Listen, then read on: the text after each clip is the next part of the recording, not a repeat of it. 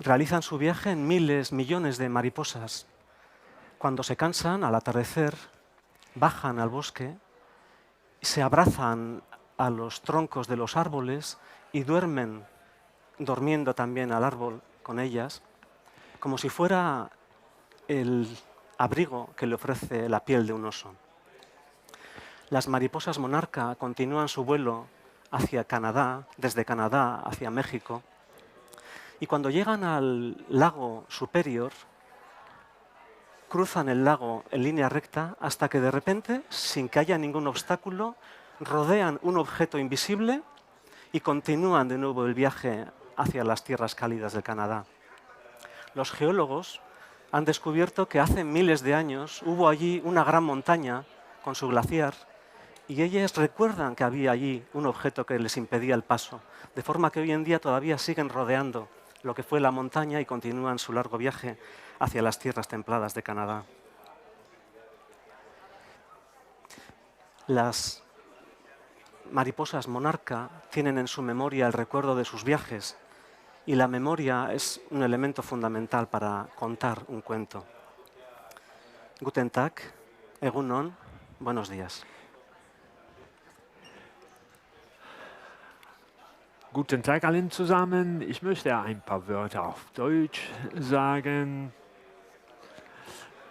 weil ich irgendwie loswerden möchte, dass ich auch ein bisschen mehr als Patschi hier integriert will, weil ich in Deutschland lebe. Ich möchte mich erstmal an den Veranstalter und an allen, die hier zu uns gekommen sind, bedanken. Ich bin Jochen Michelena, Illustrator und werde versuchen, hier meinen Beruf auszuüben vor die Augen von allen. Das nennt man eine heldenhafte Aktion, weil weiß man nie, wie das ändert wird. Eskerrik asko, muchas gracias por haber venido. Para nosotros es un privilegio estar aquí por segunda vez, estuvimos hace 12 años. Y el disfrute, el placer que sentimos nosotros esperamos que lo sintáis vosotros. También agradecemos a las personas de la organización, del Ministerio, a Manu López también, que se encargara a través de la Asociación Galtzagorri que estemos aquí disfrutando entre vosotros. La memoria de las mariposas monarca me recuerda a la memoria de los dibujos, de las ilustraciones. En unas cuevas en Argelia, en Tassili, hay unas imágenes de nadadores, de hipopótamos, de la época en la que allí había un gran lago en el que había pescadores, había peces, había barcas. Ese lugar hoy en día, al cabo de los años, se ha convertido en un desierto. Las ilustraciones también tienen su memoria. Leonardo da Vinci decía que no podía expresarse solamente a través de la palabra, necesitaba el dibujo para expresarse. Hay un escritor, Francisco Javier Irazoqui, un poeta navarro que vive en París, que cuenta que se murió su hermano al nacer. Su abuela lo recogió en una caja de zapatos y lo enterró entre las raíces de una higuera cercana a su casa natal, a su caserío. Francisco Javier Irazoqui, el poeta, por septiembre, en la época en la que maduran los higos, se subía al árbol y elegía los frutos más preciosos, los higos más sabrosos. Los pelaba y cada trocito de piel era una puerta por la que podía entrar en el fruto. El fruto le transmitía las palabras de su hermano fallecido a través de la savia del árbol, de la higuera. Todos los otoños, Francisco Javier Irazoqui recibía el mensaje que durante el año iba preparando su hermano enterrado debajo de la higuera. Es la memoria. También podemos recordar, hoy que España es el país invitado de la feria, una cualidad particular, porque en Toledo, en la Edad Media, hubo una gran escuela de traducción, en Bagdad y en Toledo. En esa escuela se traducían, por ejemplo, al filósofo y médico persa Avicena, y lo hacían de una manera muy peculiar. Ahora que el lema de la feria es la traducción, el interés por el otro, en esa casa donde traducían al médico y filósofo persa Avicena, el judío Ibn Daud iba traduciéndolo en voz alta del árabe al latín, perdón, al castellano. Y el cristiano Dominicus Gondisalvi lo iba plasmando en latín, en la lengua de cultura de su época, para que esa obra se tradujera en latín. De forma que ya en la Edad Media los traductores, los filósofos han mostrado interés por el otro. Eso es lo que yo sentí cuando vine a Alemania por primera vez. Y fui a Colonia porque quería saber dónde había vivido Heinrich Böll, el escritor de Memorias de un payaso, que era una obra que a mí me emocionó. Está traducida al euskera también, Payaso baten aburuak. Conocí Colonia, conocí Bonn, pero me sentía como en casa. Oía las campanas como en Frankfurt a las 12.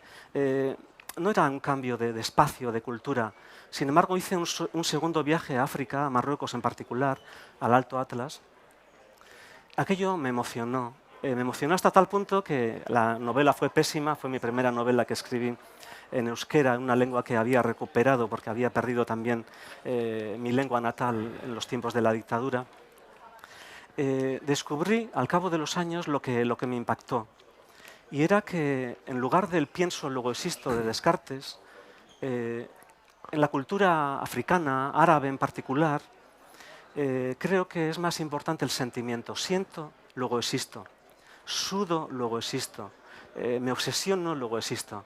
Creo que eso es lo que más me ha gustado, lo que más me ha aportado de esa cultura. Y creo que a partir de entonces, de aquella primera novela pésima, he intentado plasmar mejor la sensualidad que he vivido allí. Joaquín creo que también traduce nuestras historias, nuestras emociones en dibujo. Ayer estuvimos en una biblioteca en Frankfurt y les contó la historia de un muñeco de nieve. Sí, los que no tenemos el talento de expresarnos con palabras, como Pachi, por nombrar a alguien, pues tenemos que intentar hacerlo de alguna otra manera. Y si no es ni por la música, ni por la poesía, ni por la escultura, pues tendrá que ser por el dibujo.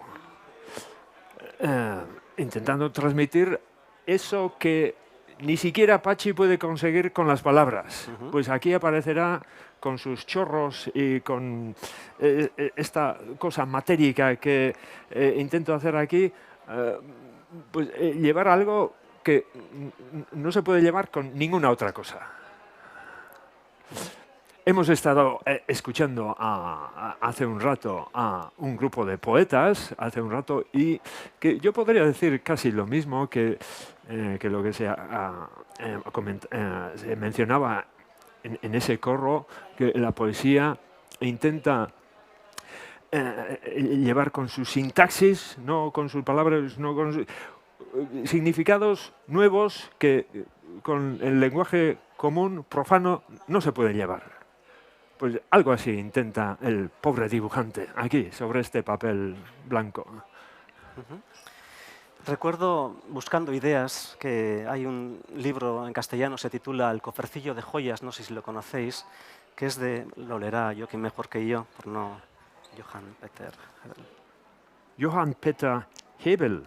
Hacía un almanaque todos los años y sus libros, sus almanaques, esa hojita que vamos pasando todos los días, tenía una historia, una fábula, iba acompañada de un dibujo. El libro es maravilloso y siempre de allí he ido robando, porque los escritores para contar, vamos robando las historias de aquí y de allá. Aquel primer viaje recuerdo que traje este pequeño collar que me regaló una niña bereber allí en el Alto Atlas, porque cada historia tiene una metáfora. Puede ser un collar, puede ser una naranja, un fruto, hablando de sensualidad. Pero de ese libro también recogí muchas ideas. Los calendarios, el almanaque. También me gustó especialmente un libro se titula Cartas a Bárbara, no sé si lo tengo por aquí. Bueno, Cartas a Bárbara, no sé si os suena. Es un soldado alemán preso en Ucrania y como su hija todavía es pequeñita, Peter, me vendrá a la memoria, le escribía cartas con dibujos para que la niña entendiera lo que él quería expresarle desde la cárcel, desde Ucrania. Creo que el espíritu de la traducción nos acerca al otro, saber qué piensa el otro, cómo habla el otro, cómo se escucha en sus lenguas, como antes también, el gallego, el euskera, el castellano, el alemán, el inglés. Bueno, esto es una torre de Babel, ¿no? Por eso es un regalo estar aquí y tener un Cicerone que habla alemán como yo, quien claro. Lo que quería decir es que hace 12 años, cuando vinimos aquí, había otro espíritu. Aquel era el espíritu de que, por ejemplo, este pequeño libro ilustrado por Elena Odriozola, que se titula Magali va aquí, se tituló en castellano como Magali por fin lo sabe, se tradujo al catalán, la Magali por fin o sap, se tradujo a la vez, se editó en euskera, catalán, gallego y español. Se ha publicado en Puerto Rico, nuestros libros se han publicado en Eslovenia a través de Bárbara. Para nosotros es un regalo, pero hoy en día creo que estamos en otra... Hay más espíritu de la muralla que espíritu de la traducción, el interés por el otro. Cada uno vive refugiado en su burbuja. Esa es la impresión que yo tengo. Leo Metter era el escritor de Cartas a Bárbara que os recomiendo. Bueno, Joaquín nos lo dirá en alemán porque... Briefe an Barbara. Y otro título que para mí fue maravilloso, que es de un escritor sirio que vive en Alemania y que escribe en alemán, que es Rafik Shami, seguramente lo conocéis. Hay un libro titulado en euskera Schua Bete Izar, un puñado de estrellas, y en alemán... Eine Hand voller Sterne. Eso es. Lo podéis leer, lo podemos leer en todas las lenguas. Pero creo que lo importante, además del espíritu de la traducción, es el espíritu de la creación. No solamente ser receptores de lo que escuchamos ahora a los poetas o a los escritores, sino crear. Y les mostraba ayer a los niños de la biblioteca un pequeño cuento publicado en una escuelita del Baztán. Ayer veía a Dolores Redondo, publicó sus historias. Este pequeño cuento lo publicaron ayer, me pidieron la historia y ellos lo ilustraron y con la ayuda de su maestro lo editaron. De forma que ya a partir de muy niños, cuando todavía no son capaces de leer ni de escribir, ya pueden sentirse creadores. Es una suerte que nosotros no tuvimos. Para nosotros, no sé si fue el caso de Joaquín, pero ser escritor era una cosa increíble, era imposible ser escritor. Y podemos escribir historias como esta, que refleja muy bien el espíritu de la traducción. Podemos imaginarnos también en la Edad Media, en Tudela, al sur de Navarra, a 3 amigos. Lo pasan tan bien que se citan para el siguiente día festivo. Son 3 niños, 2 niños y una niña, y de repente aparece un niño el día festivo y no aparece el resto de los niños. Y se siente solo, se siente abandonado, se siente triste porque no comparte el juego con sus amigos. Al día siguiente aparece otro de los niños y el día festivo y no aparece nadie más. Y al día siguiente lo mismo, se vuelve a repetir la escena. Cada uno aparece por su lado a la cita y no aparece el resto de los niños. Hasta que de repente se juntan en otra ocasión y conocen cuál es la razón por la que el resto de los amigos no han aparecido. La razón era sencilla. Ali, musulmán, había ido a la plaza el viernes, que es el día festivo de los musulmanes. Miriam, la niña judía, había aparecido Zapatua, el Sabbat, el día sábado, el día festivo de los judíos. Y Johannes, el cristiano, había aparecido el domingo. Por eso cada uno tenía su día festivo y por fin supieron cuál era la razón por la que no habían aparecido el resto de sus amigos. De forma que en la antigua Tudela se dice que a partir de entonces los fines de semana eran de 3 días. Creo que es la buena aportación que puede hacer la literatura. Convertir a la literatura, a la memoria, a la tradición en algo festivo, porque la tradición también tiene cosas muy negativas. Hay muchas canciones, muchos cuentos que hoy en día chirrían, ¿no? Pero es complicado escribir. Antes, en la charla de los poetas, se citaba a Zizek, el filósofo esloveno. Él tiene una anécdota también que me impresiona, en la que se cuenta la historia de un preso, en este caso condenado a Siberia. Antes de marchar a la cárcel, a la prisión, les dijo a sus amigos a la hora de despedirse que iba a intentar escribirles alguna carta de vez en cuando. sabía que iban a censurar las cartas, como en todas las prisiones. Iban a leerla, iban a borrarla, iban a dejarla sin mandar. De forma que les dijo, si la carta os llega en tinta roja, pensad que os estoy diciendo todo lo contrario a lo que estoy escribiendo. Pero si os la escribo en tinta azul, os estoy diciendo la verdad de lo que me está pasando, de lo mal que se pasa en Siberia. De repente, al cabo de los meses, sus amigos reciben una carta en tinta azul y el preso les confiesa que no se está tan mal en Siberia, que una vez a la semana comen carne, una vez a la semana comen pescado, pueden jugar al fútbol,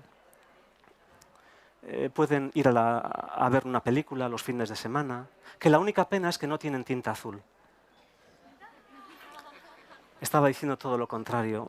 Es peor de lo imaginado, ¿no? Pero no os lo puedo contar, no tengo la tinta adecuada. Creo que a los escritores de hoy en día nos falta la tinta roja, la tinta azul, no sabemos muy bien. Se hablaba antes de las palabras gastadas. No sabemos muy bien cómo acertar a describir el mundo que nos rodea. A veces vamos caminando como ciegos, ¿no? Me da esa impresión. Y creo que la literatura, la poesía, nos abre los ojos, el arte en general. Por eso, viendo que hay algunos niños entre vosotros, no sé si me entendéis en castellano, ¿sí? ¿Entendéis? Bueno, pero es para todos, ¿eh? El juego, el acertijo, me parece una buena trampa para captar al lector, a la lectora. Y os voy a proponer un acertijo que es el que más me gusta a mí y que dice así. Pipita aquí, papata aquí. Begien aurrean daukazu. Es una cosa, adivina adivinanza, es una cosa que tenéis delante de los ojos. Chimeleten antzekoa da, se parece a las mariposas monarca cuando vuela. Es como si fuera algo delicado. Y hace tic-tac como el reloj. Eta erlojuak bezala tic-tac egiten du. Lo tenemos delante de los ojos, se parece a las mariposas y hace tic-tac como el reloj. ¿Se os ocurre? A alguien joven, mayor, también se le puede ocurrir. Lo tenemos delante de los ojos. Las pestañas o los párpados. Para mí son los párpados, pero las pestañas también se parecen más a las mariposas, quizá. No nos damos cuenta, nos despertamos, abrimos los ojos y vemos, ¿no? No nos damos cuenta del privilegio de tantas cosas, de estar aquí, en fin, de poder disfrutar con los amigos, de hablar de lo divino y de lo humano, ¿no? Por eso, cuando voy a las escuelas también me suele gustar mostrar este dibujo, que no es tan perfecto como el anterior, no es tan llamativo. Este dibujo me lo regaló una niña que tendría unos 12 años de San Sebastián, de Donosti, dedicado, en el que aparece una golondrina. Las golondrinas también ya se han ido a África, como las monarcas hacia hacia México. Me lo dedicó Patxirentzat, está mal escrito, Malen. Y dibujó a los protagonistas del libro que había leído a través del alfabeto Braille. Una golondrina, ella nunca ha visto una golondrina, por eso las alas no le salen hacia los lados, sino que suben, es como si volaran también. Un niño que está jugando con una cometa y son los dos protagonistas de la historia. Las noticias vuelan en Ara Serberri. Por eso, a partir de entonces, en mis libros, así como en los dibujos de Jokin, hoy no ha dibujado ningún paraguas, pero aunque aparezca el desierto, aunque aparezca cualquier cuento, siempre aparece un paraguas. En muchos de mis cuentos aparecen muchas veces personas invidentes que nos hacen ver cosas que el día a día nos impide ver.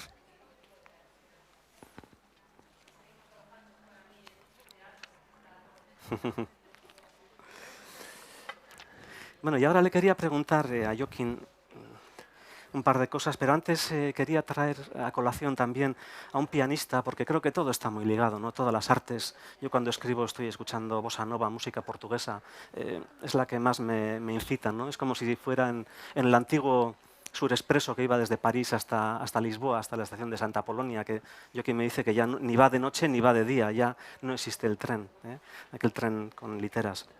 Hubo un pianista que durante la Primera Guerra Mundial, el hermano del filósofo Wittgenstein, perdió la mano derecha. Le explotó una bomba y perdió su mano derecha. Eso, fijaos lo que supone para un pianista. Sin embargo, tenía tantas ganas de de seguir tocando, que le pidió a sus amigos músicos, a Ravel, a Strauss, a Prokofiev, que compusieran una obra para la mano izquierda. La que escribió Ravel no le gustó especialmente y se enfadaron. Lo cuenta Echenov en su novela sobre Ravel. Pero si tenéis la oportunidad de escuchar la obra interpretada con una sola mano, es impresionante. Cuando alguien quiere crear, es como incluso si se tocara a 4 manos el piano. Y me recuerda también a Chillida, que sé que es muy apreciado en Alemania. El escultor y el pintor vasco, cuando llegó a un momento dado, pensó que ya los dibujos le salían con demasiada facilidad, de forma que dejó de pintar con la mano derecha y se puso a empezar a pintar y a dibujar con su mano izquierda, como si fuera un niño que empieza a escribir y a leer. Eso es lo que le quería preguntar a Joaquín. Si me escucha, Joaquín, ¿qué es para ti pintar, dibujar?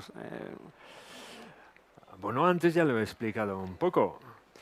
Antes hablabas de lo poco privilegiados que fuimos los de nuestra generación en la escuela, porque teníamos que aprender de forma muy cuadriculada, vamos a decir. Pero habíamos algunos pocos que teníamos la facultad de hacernos invisibles y casi desaparecer del grupo. Y esos niños raros, que éramos nosotros, pues teníamos que buscar otras maneras de hacernos notar. Buscábamos, pero no encontrábamos, por supuesto. Solo que más tarde, o poco a poco, a lo largo del tiempo, descubrimos que sí teníamos nuestra pequeña manera de hacernos notar, pero no era con las palabras. Tenía que ser de otra manera. Así que para algunos el dibujo se convirtió pues como una quinta herramienta, que no es la mano, ni la lengua, ni los oídos, ni el cerebro, sino una cosa que está, pues, no sé, si os fijáis en los dibujantes somos gente así como muy física, ¿verdad? Sí, así como venidos de la tierra o del bosque. Venimos así, venimos sudados, un poco sucios, lo ensuciamos todo, como estáis viendo. Esta es nuestra manera. La cosa iría por ahí. Bueno, una forma de expresión un poco rústica, un oficio. Por ahí se suele perder el tiempo, diría yo, elucubrando de cuál es el oficio más antiguo de la humanidad. ¿Cuál es el oficio? Pues está claro cuál es el oficio más antiguo. El del dibujante, por supuesto. Siempre ha habido, por lo visto, personas que no sabían cómo expresarse y se metían en su cueva. Esta es mi cueva. A hacer lo que podían. Sin embargo, Rosa Montero, que ha estado hablando en el stand de al lado, ella decía que en algún libro que no sabe muy bien. O sea, antes de contar, desde luego está el cantar. En la cueva primero se cantaba, o se tocaba la chalaparta como el instrumento también antiguo que acabamos de escuchar, madera sobre madera o madera sobre piedra. También sé que ha estado Cercas por aquí, Javier Cercas. Creo que coincidimos con Ángel Lerchundi y con él en Turín, en la Feria del Libro. Y le leí una cosa muy interesante que creo que a mí al menos me anima a seguir creando, ¿no? A veces las ferias nos animan a seguir creando y a veces nos desaniman. De hecho, la primera vez que vine aquí me dijeron, cuidado, ándate con cuidado porque vas a pillar una depresión de caballo. Te vas a sentir una hormiguita que no va a ser capaz de seguir creando, ¿no? Al contrario, no, por suerte hemos seguido creando y espero que sigamos. Pero Javier Cercas confesaba que después de muchas cenas, y digo cena no por casualidad, porque decía Gustavo Martín Garzo que en la vida hay 2 tipos de palabras. Eso lo descubriréis algún día los pequeños. Creo que los mayores ya lo hemos descubierto, ¿no? Son las palabras del día y las palabras de la noche. Las palabras del día son las de la guerra en Ucrania, el gas que no llega, la bolsa que baja, que sigue bajando el precio de la gasolina, la prensa en general. Pero las palabras de la noche son las de las que de verdad nos afectan, las que nos hieren, las que salen desde dentro, ¿no? Muchas veces salen acompañadas del tabaco, del alcohol, en malas compañías, muchas veces. Y después de tantas cenas, de tantas charlas, de tantas palabras de la noche, llegaron a una conclusión. En esta época en la que las palabras están tan gastadas, tan huecas, para lo que salta a la vista no se precisan candelas, porque está todo dicho. En esta democracia de derechos consultados, en esta Europa antigua, desfasada, en esta república ideal con la que ellos soñaban, debería haber tres tipos de personas. Una maestra o un maestro que nos enseña a vivir, un médico que nos acompaña al nacer a lo largo de nuestra vida y que también nos enseñará a morir, y una persona que alzará la voz para decir no. En euskera se dice ez, que será quien preserve la dignidad colectiva, la que esté al tanto de que la humanidad, Europa, despierte, no siga hibernando, no siga mirándose al ombligo. Por eso creo que la creación nos ayuda en ese sentido y nos ayuda a hacer utopía cuando todo es, como decía, la sopa gris, creo que era como la definen aquí en Frankfurt, ¿no? ¿Cómo era? Sí, eso he oído, que cuando el tiempo es... hoy no hay sopa gris, pero ayer, Sí, ayer. anteayer y ayer sí había una sopa gris allí arriba, aplastándonos. Eso es. Y nosotros que venimos del País Vasco, donde antes llovía tanto, ahora, bueno, en fin. Bueno, pues hay un pequeño cuento que yo lo leí en un calendario en casa de mis padres, era del Sagrado Corazón, había otro de Aránzazu, etc. Este cuento se me quedó grabado desde niños, cuando todavía no pensaba que era posible escribir. Es la historia de una niña que vive, por ejemplo, en Frankfurt, una niña de vuestra edad, no, una niña de 16, 18 años en aquella época, que se acerca al mercado. Un ricachón se enamora perdidamente de ella, la invita a su palacio con sus padres, le dicen que se ponga sus mejores ropas para entrar en sus aposentos. Y cuando llega al palacio, el señor rico, el ricachón, le pide el matrimonio. Pero ella le dice con toda naturalidad que ella no le conoce de nada, que es un señor mayor, que ella está enamorada de un pastor, de un campesino. Pero el señor rico, que todo lo conseguía con dinero, se enfada tanto que le propone hacer un juego. En ese juego, una especie de apuesta, va a meter dos moras, como dos mariposas, en una bolsa. Si la chica saca la mora negra, se casará con el campesino, con la persona que ella quiere. Pero si saca la roja, se tendrá que casar con el rico. Los padres de la chica también le decían que se casara con él, que iban a vivir más felices que en una casa de campo. Que sí, que no. Al final el señor rico mete las moras, pero en lugar de meter una negra, que es la que le va a dar la felicidad a la chica, o la roja, que le va a dar la felicidad a él enseguida se va a aburrir, ya lo sabemos. Va a meter dos moras rojas, de forma que va a ser imposible que ella seque la negra y se pueda ir con el señor, con el campesino que ella quiere. Mete dos moras rojas escondidas y delante de todos, como ahora aquí, ella mete su mano en la bolsita y antes de enseñársela a nadie, antes de mostrársela a nadie, se la lleva a la boca y se la come, se la traga. Y el señor rico se enfada mucho con ella y le dice, ¿pero qué has hecho? Ahora no vamos a saber cuál de ellas ha sacado. Y ella, que era muy lista, que sabía muchos cuentos, había muchas poesías, le dijo, vamos a hacer una cosa, vamos a mirar cuál de las moras ha quedado dentro y así sabremos cuál me he comido yo, cuál he sacado yo. Y claro, en la bolsa estaba la mora roja y todos en el palacio pensaron que había sacado la mora negra, todos menos él, que sabía que solamente había dos moras rojas. Por eso creo que los cuentos también tienen una especie de germen contestatario que nos ayuda a intentar cambiar la realidad, la sopa gris que nos rodea, ¿no? Y para ir terminando, que creo que es la hora, no sé si... No, todavía nos queda un poquito, sí. Bueno, pues entonces igual tenemos un rato para... Bueno, no sabíamos muy bien cómo organizar el tiempo. Bueno, igual le dejamos a Joaquín que termine o no tenemos ninguna prisa. Y que nos diga algo también de los cuentos. Por ejemplo, en este cuento, en el Tic Tac Bakarrik, Tic Tac y Karak, que recuerda, es el último cuento que hemos publicado con Maite Gurruchaga, ¿cuál es el germen contestatario? Dos niños han quedado solos en casa. Su padre estaba preparando la tortilla de patata y se ha tenido que ir al hospital porque la abuela está en el hospital. De forma que ahí se quedan el hermano mayor y la hermana pequeña.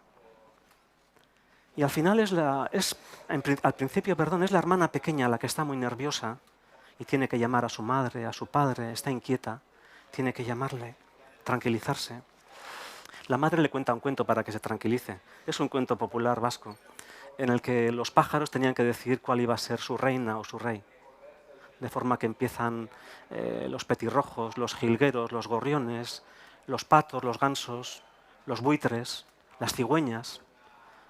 Al final, el que más alto había llegado era el águila, que iba a ser el rey de las aves. Sin embargo, escondida entre sus plumas había un pequeño ruiseñor, un pequeño pajarito escondido, que cuando el águila pensaba que ya tocaba el cielo, dio un pequeño salto y voló más alto que el águila incluso. Ella no había hecho ningún esfuerzo, había ido en las alas del águila. La niña se tranquiliza porque es pequeña, pero sigue nerviosa y al final el que se pone nervioso de verdad es el hermano de la niña. Ella le cuenta el cuento del petirrojo, del ruiseñor, y él no se tranquiliza y desaparece. Es la niña, la pequeña, la que nos ayuda, la que le ayuda al hermano mayor al final. Y es lo que a veces se nos olvida. Creo que a veces nos tenéis que ayudar mucho vosotros, los maestros, las maestras, a estar despiertos, a los médicos a estar, no sé, con otro tipo de salud. Le escuchaba a Rosa Montero hablar de la salud mental, ¿no? Creo que la literatura en ese sentido nos ayuda también a soltar amarras. Pero queremos terminar al menos nuestra parte con un pequeño poema de Juan Cruz Figueravide que resume muy bien el mundo.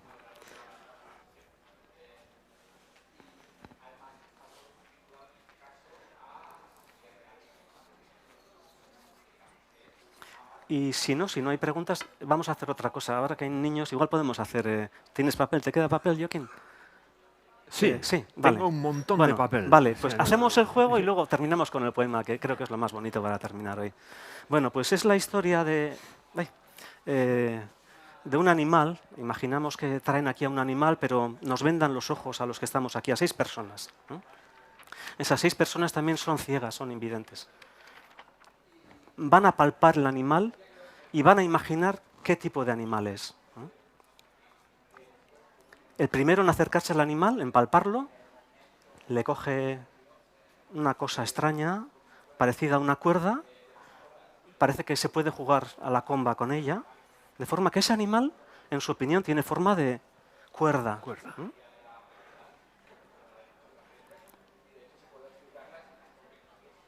La segunda persona que va con los ojos cerrados o que es ciega y se acerca a ese animal, se acerca y se sorprende porque es como una especie de poste, de torre.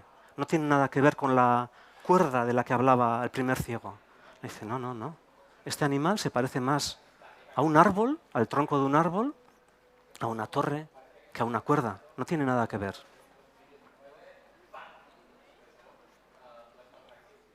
La tercera persona que se acerca al animal, lo palpa. No tenéis razón. El animal se parece a una pared, a un muro. Una pared.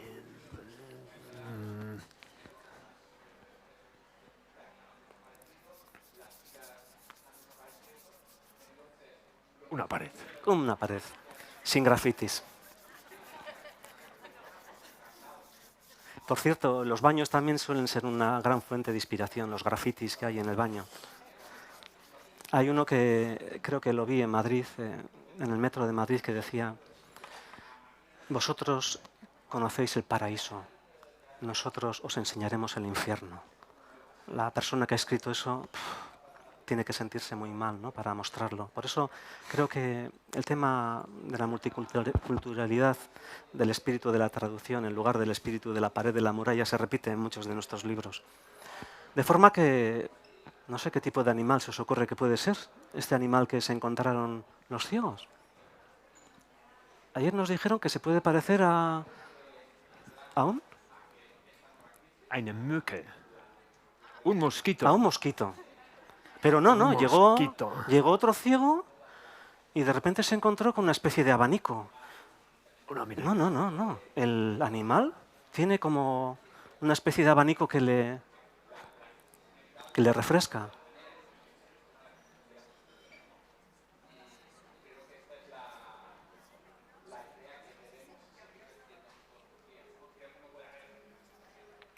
Bueno, puede ser un mosquito todavía. No es una mariposa monarca porque son naranjas, son del tamaño de un alfiler. El quinto ciego se acercó y le tocó una cosa afilada, dura, que se parecía a una lanza.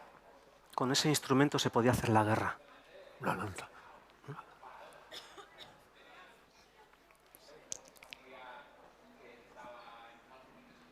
Y por fin el último les dijo, estáis todos equivocados.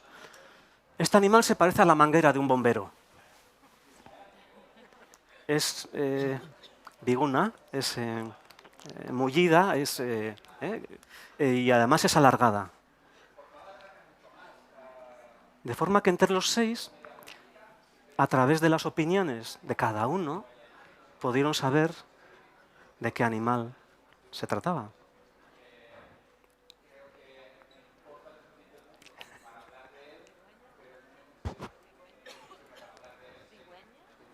Una cigüeña, Una dicen cigüeña. por aquí. Ayer nos dijeron el cuco también. No. ¿Eh? ¿Alguien lo ha acertado? Sí, dilo más alto, por favor. ¿Coina lo ha dicho? Ah, sí, el elefante, eso es un elefante. Ahora lo veréis con más claridad. Claro, el primero le tocó la cola, el segundo la pierna, el tercero la tripa, el cuarto las orejas, el quinto los colmillos y el sexto por fin la trompa, ¿no?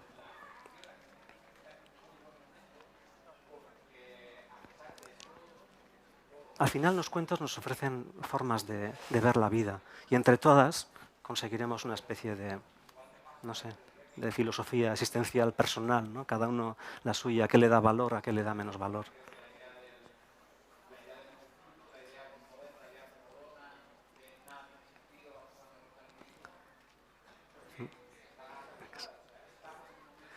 Casualmente nos dijeron ayer que en alemán hay una expresión, una especie de Saera Zaharra, de refrán que dice... Auf Deutsch soll die Redewendung geben, aus einer Mücke einen Elefant zu machen. Que un problema diminuto se puede convertir en un problema, ¿no? Enorme, ¿no? Como de mosquito a convertirse en elefante, perdón.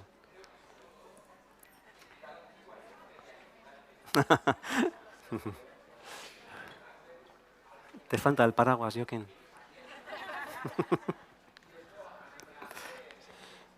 Bueno, y si os parece, ahora creo que ya vamos avanzando, ¿verdad? Si terminamos con el poema de Juan Cruz Iravide, que a mí me da mucha envidia a los poetas. Mi forma de trabajar es la narración. Creo que Fernando Savater ha estado por aquí, no sé si antes o estos días, antes cuando leía sus libros de filosofía, sobre todo hablaba de... Hay personas que necesitamos la narración para entender el mundo. La canción también puede ser la poesía. Y es este poema que dice... yo lo diré en euskera y en castellano, para que escuchéis también un poquito cómo suena. Y hay palabras que, como veréis, se entienden en todas las lenguas. Hay una palabra también que me gustaría recalcar, que es algarabía. Algarabía, ruido, jaleo, barullo. Claro, viene del algarabía, del árabe. Lo que sonaba árabe, lo que sonaba diferente, se convierte en el jaleo, ¿no? Hay palabras que a veces conviene desechar, ¿no? Algarabía es una palabra bonita. El euskera también tiene palabras del árabe. Bueno, el poema es este. Amodio poema, poema de amor. Penak elefanteak dira, eta bizkarrera igotzen zaizkizu. Las penas son elefantes y se te suben a la espalda. Es como que vamos cabizbajos, ¿no? Tristes con la sopa gris. Kümmern sind wie Elefanten, die auf dem Rücken hocken. Pozak zaldiak dira, eta oinei eragiten diete. Las alegrías son caballos y aceleran tus pies. Ayer, que era viernes, los niños estaban deseando de salir. No solamente es en el País Vasco, por lo visto, en España, sino que en Alemania también estaban deseando de salir de la escuela. Ja, die Freude sind wie Pferde, die die Füße vorantreiben. Ganz schnell, natürlich. Amodioa inurriak dira, eta gorputz osora zabaltzen zaizkizu. El amor son hormigas que recorren todo tu cuerpo. Und Liebe sind wie Ameisen, die über den ganzen Körper krabbeln und kitzeln und für Aufregung sorgen. Este es nuestro deseo, que en la vida tengáis pocos elefantes o que la literatura nos ofrezca armas para combatir o luchar contra lo que vemos, lo que nos rodea, y al contrario, que tengamos muchos caballos y muchas hormigas. Eskerrik asko. Dankeschön.